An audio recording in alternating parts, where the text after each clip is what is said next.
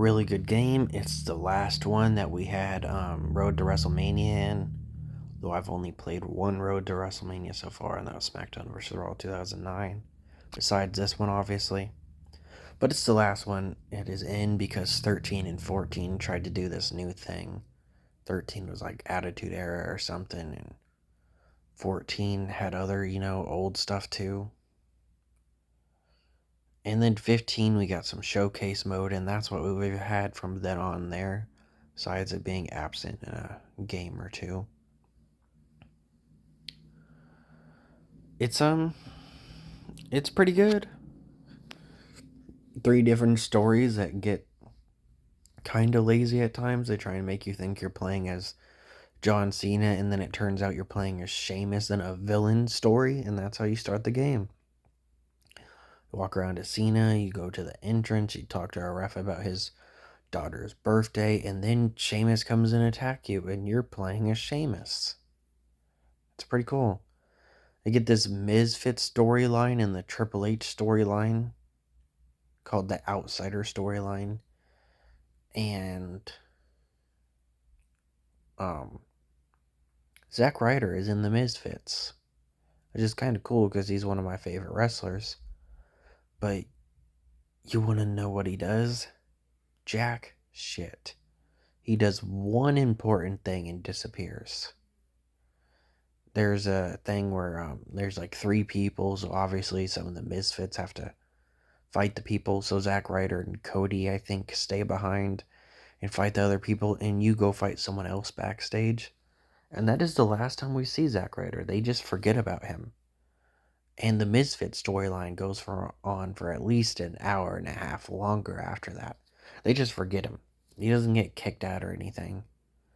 Which is crazy because at one point Cody Rhodes is in a storyline and gets kidnapped.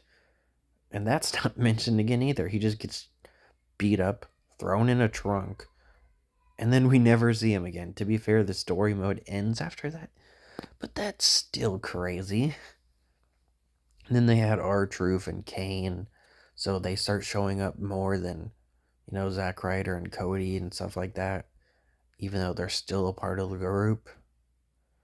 It's not like WWE's never had huge factions and been able to deal with them before. Nexus was pretty good and they had lots of people. Oh, and they also injured Big Show and then never told us that he healed and then just brought him back. It was so lazy. Like, he fakes his injury because of like so toe injury that I don't remember what it was called. Oh, actually, it was turf toe. It was so ridiculous. I laughed. Anyways, um, he just randomly shows up again later and tries to fight you. They don't mention it at all. They're not like, oh my god, Big Show's healed, or I knew he was faking the injury. He just shows up because they forgot that he was supposed to be injured. They also have people win the world title that never went on to win the world title. Like Wade Barrett is majorly in two of the storylines. Out of the three storylines, he's in two of them. And he's a world champion in one. Drew was a world champion in this. Which, of course, he didn't become a champion until later years in WWE. World, I mean. And then the third storyline, you get to make your own character, and you don't get to pick his name, though. His name is Jacob Cass. And yeah, it's kind of like my rise. Like, you literally just kind of rise and help and end up winning at WrestleMania in this cool elimination Hell in a Cell, which, of course, never was added to WWE or as a real match because it just can't work. So all the eliminations are cutscene eliminations. Because you just can't eliminate someone in a Hell in a Cell. Because they would have to walk through the door if you didn't break the cell. And still, that would mean you would guaranteed have to break the cell before you could eliminate anyone. It's impossible, so it was still cool to play, though. And he actually becomes one of your customs. Like, I was looking through my customs, and there's Jacob Cass. So I guess that's cool, even though, that never happens in feature games. Infinite finishers aren't in this one. It was in 13 and 14, and then we never saw it again. It might be in some of the older games, but I've only played SmackDown vs. Raw 2009, and I don't remember it being in it. Of course, we have Undashing Cody Rhodes, which the only thing I think sucks about it is that the Intercontinental title that he introduced back into WWE, that we had quite a few years until they redesigned it again in 2020, is not in the game. I really wanted to give it to him. You can earn an Intercontinental title, one of the classic belts, but it's still not that one. So it kind of sucked. We also have Husky Harris, who'd go on to be Bray Wyatt. I think it's awesome how fast his sister Abigail is in this game. Introduced catching finishers, got a few people's last games in the series, like Evan Bourne, John Morrison. Of course, he came back in 2K22, but we all know what happened there. Got released in November 2021, so he won't be in another game again. But yeah, it was his last game besides WWE All-Stars. I'm pretty sure All-Stars came before 12. And Alicia Fox is in the opening of the game, even though she's not in it. She's DLC, but that's crazy. You boot up the game, you look at all the people that are there, like, oh, all these people I'm going to play as. And then you see Alicia Fox, and let's say you're an Alicia Fox fan, and she's just not there. It's one thing that maybe if you go in universe mode and they show a few people to kind of promote, because that's always been a thing.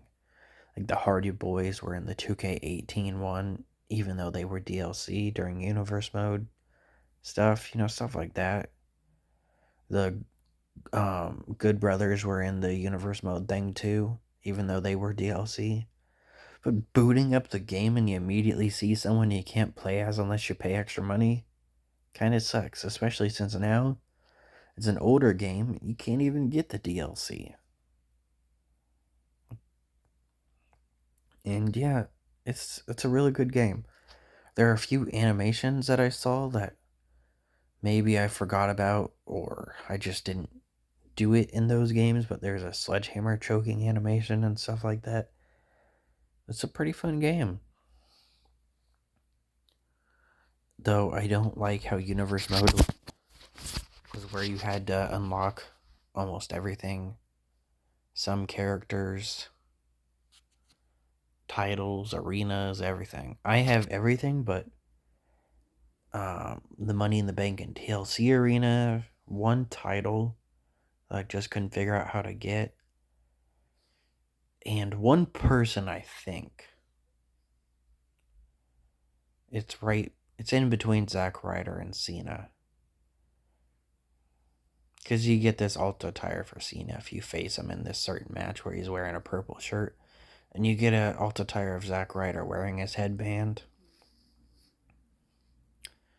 Overall, it's a really fun game. I had a lot of fun playing it. I just wish there was, more women in it and that Alicia Fox was in it since she's on the start of the game. Kind of weird. You also get to unlock Dashing Cody Rhodes, so it's cool that you can play as both of them.